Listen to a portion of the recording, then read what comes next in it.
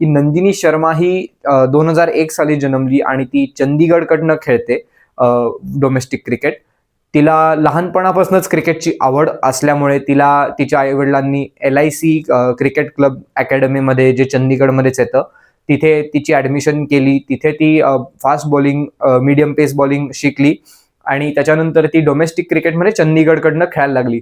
तशीच ती inter zonal मॅचेसमध्ये सुद्धा नॉर्थ झोनकडनं खेळते आणि सीनियर वुमन्स T20 टुर्नामेंटमध्ये 2025 साली तिथे तिने ॲक्च्युली चांगली बॉलिंग केली आणि तिथूनच ती पुढे आली. तिला दिल्ली कॅपिटल्सनी जे 2025 साली विमेन्स प्रीमियर लीगचं मेगा ऑक्शन झालं, त्याच्यामध्ये 20 लाख रुपयाला तिला घेतलं आणि इथे तिचं नशीब पलट. त्याच्या आधी ती RCB टीमची नेट बॉलर म्हणून पण खेळत होती. तिथे ती प्रॅक्टिसमध्ये असायची.